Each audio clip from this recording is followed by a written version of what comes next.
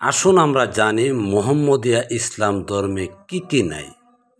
সর্বপ্রথম যদি ধরেন শিয়া মোহাম্মদিয়া ইসলাম ধর্মে নাই, সুন্নি ইসলাম ধর্মে অর্থাৎ মোহাম্মদিয়া ইসলাম ধর্মে নাই, মাজাব মোহাম্মদিয়া ইসলাম ধর্মে নাই, লামাজাব মোহাম্মদিয়া ইসলাম ধর্মে নাই। আবার তরিকত অর্থাৎ সফিবাদ মোহাম্মদিয়া ইসলাম ধর্মে নাই। আবার মৌলবাদ বা মৌলানা যে লাইন বা বিধান সমাজে প্রচলিত আছেন তা কিন্তু মোহাম্মদিয়া ইসলাম ধর্মে নাই। যদিও আমার এই কথাগুলি শুনতে আপনার বিরক্ত বোধ হতে পারে, তারপরও বিচার বিশ্লেষণ করে আপনার নিজের চিন্তা থেকে যদি না বের করতে পারেন, আপনাকে অন্যজন বের করে দিবেন না। হজরত মুহাম্মদ মুস্তাফা সাল্লাল্লাহু আলাইহি ওয়াসাল্লাম উনি যে ইসলাম ধর্ম প্রতিষ্ঠা করে গেছেন, আর সেটা গ্রহণ করেছেন কে? সাহাবা কিরামগণ।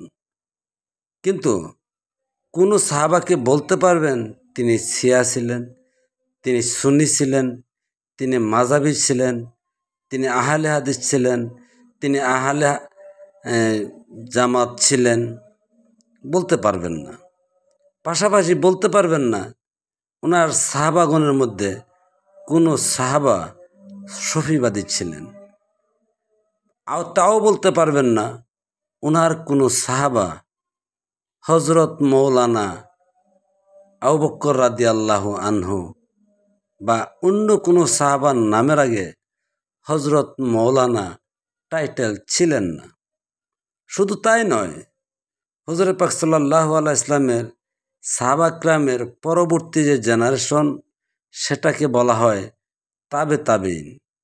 কিন্তু অপ্রিয় হলো সত্য, একজন তাবে তাবেইনের নামের সাথে মৌলানা বা পীর বা গুরু, সফিবাদ, মৌলবাদ বা মৌলানা বা শিয়া সুন্নি মাযহাবী লামাযহাবী এমন কোনো টাইটেল নাই।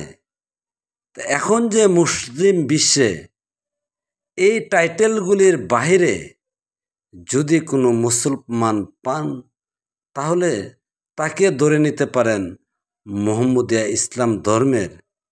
সেই ইসলাম ধর্ম পালন করতেছেন এবং সেই নবীর অনুসারে যা আদম আলাইহিস সালাম থেকে শুরু করে সকল নবী রাসূলগণ যে সত্য দিনের উপর প্রতিষ্ঠিত ছিল।